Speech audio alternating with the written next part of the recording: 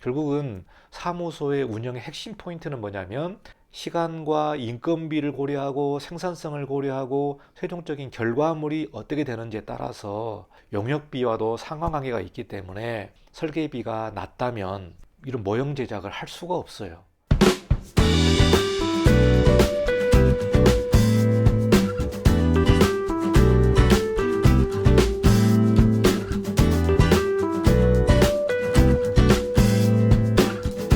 자, 건축 설계 업무 외에 협의해야 되는 업무들이 있습니다. 이 내용이 뭐냐면 건축 설계 업무 외에 우리가 프로젝트를 하다 보면은 프로젝트의 뭐 사이즈와 규모와 또 땅 이런 거에 따라서 협의해야 되는 업무들이 많이 달라져요. 예, 달라진다. 여러분 이게 바로 실무에서 경험을 통해서 얻는 겁니다.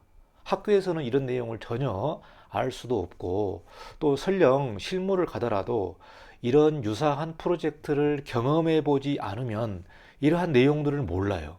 그러니까 이 실무라는 부분들은 경험이 많이 쌓이고 다양한 프로젝트 그리고 다양한 대지 이런 내용들을 많이 경험해 보면서 하나 둘씩 쌓는 겁니다. 그러니까 여러분이 이런 경험들을 많이 쌓지 않고 사무소를 그냥 오픈했다. 이러면은 시행착오를 겪을 수밖에 없어요. 시행착오를 겪을 수밖에 없다.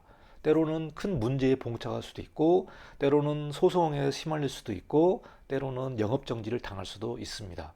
이러기 때문에 이런 실무적인 경험을 잘 쌓고 두루두루 경험해보고, 또 만약 경험해보지 못했다면은 이런 다른 간접적인 교육이라든가 경험을 통해서 많은 리스크를 해지를 해야 돼요. 중요한 부분들은 이제 여러분이 이제 실무를 나가게 되면은 생존 게임이 되는 거고 법적인 내용이 되기 때문에 최악의 경우는 뭐냐? 소송에 휘말릴 수 있다는 얘기예요. 소송에. 그래서 여러분이 최악의 상황을 염두에 두고 업무를 해야 되는 그 대비를 해야 되기 때문에 이러한 리스크 관리를 잘해야 된다.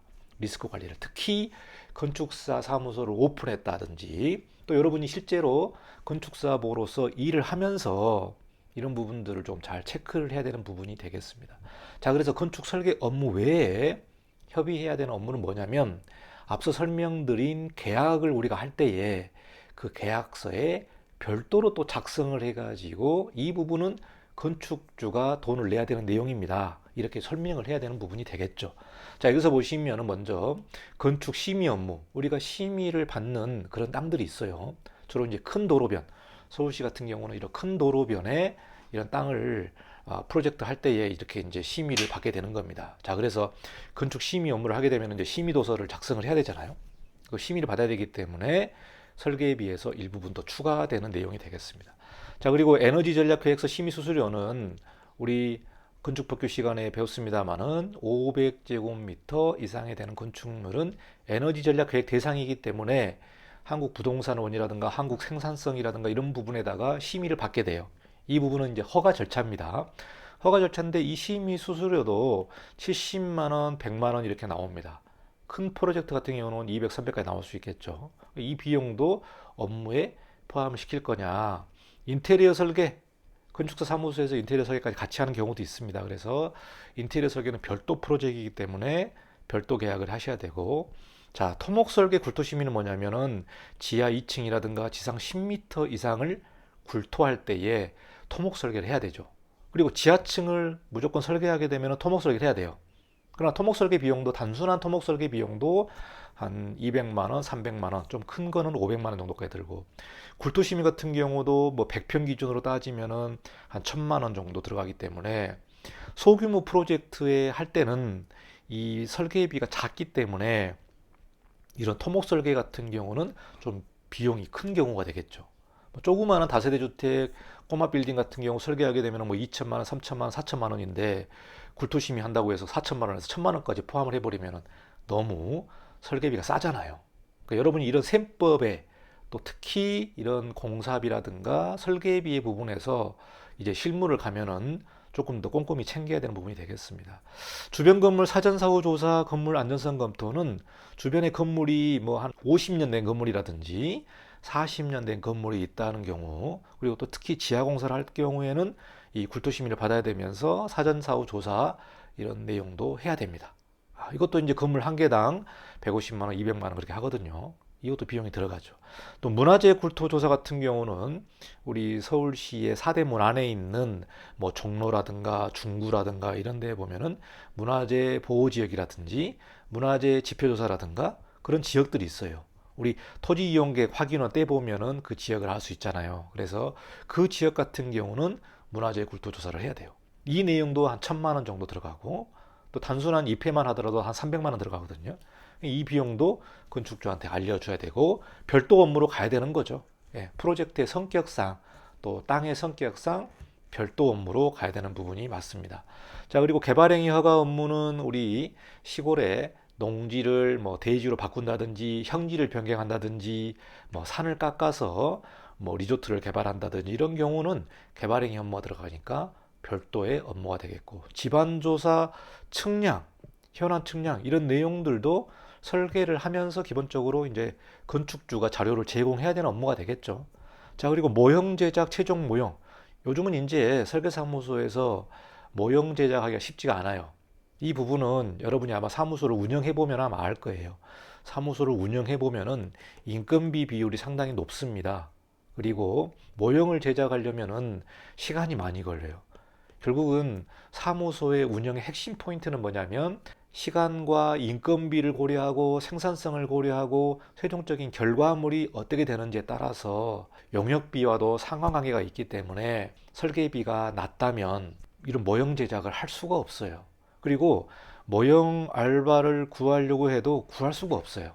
그리고 신입사원을 뽑아놓고 이런 모형 제작에 투입한다는 것은 사실 그 인력에 대한 낭비죠. 예, 이러기 때문에 최근에는 다 이제 컴퓨터로 하기 때문에 모형 제작은 최근에는 좀 하진 않습니다만은 어쨌든 스터디 모형 제작하는 회사도 있고요. 자, 최종 모형 같은 경우는 우리가 마지막 납품하는 모형인데 이 정도 모형 만들려면은 뭐 한 최소 한 2주 정도는 투입을 해야 돼요. 한 명이 모형을 작업한다. 꼼꼼하게 만들어야 되기 때문에 2주 정도는 투입을 해야 됩니다. 이러니까 사실 쉽지는 않죠. 건축주가 특별히 요구한다면 모형 제작비가 이렇게 들어갑니다라고 설명을 하고 모형 제작비를 요구를 해야 되겠죠. 아니면 건축주가 직접 발주를 한다든지. 자, 그리고 조감도 CG인데요. 이 부분은 이제 여러분이 설계사무소 가게 되면은 아마 디자인 툴을 여러분이 볼 거예요. 디자인 툴. 그래서 가장 많이 쓰는 게 뭐 스케치업 같은 경우도 많이 쓰고 중요한 거는 뭐 라이노라든가 3D 맥스라든가 다양한 모델링 프로그램이라든가 렌더링 프로그램을 사용할 때에 그냥 사무소 자체에서 조감도 수준에 그러니까 프로페셔널 수준으로 마감을 하게 되면 큰 문제는 없는데 뭐 스케치업 같은 경우는 그렇게 디자인 툴이 아니고 약간 이제 모델링 툴이니까 이런 부분은 나중에 조감도를 별도로 납품할 때는 달라진다 이 말이죠.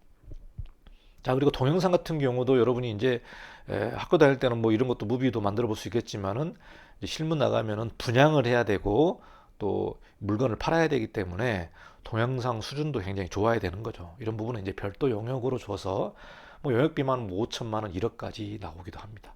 예. 자, 이게 설계 업무에 별도로 추가되는 업무고요. 사용 승인 시때 우리가 준공도서 작성이라든가 건축물 관리 계획서를 작성하는 게 있어요. 이 부분은 이제 건축물의 규모라든가 내용에 따라서 달라지는데 대형 프로젝트 같은 경우는 이 준공도서 작성이 별도로 용역을 주게 됩니다. 여러분이 뭐 20층짜리 건물이라든가 대형 정부에서 발주하는 프로젝트를 할 때에 이 공사를 하면서 착공도서와 많이 다르게 변경이 되는 경우들이 많아요. 조금 조금 변경돼요. 현장 여건에 맞춰서.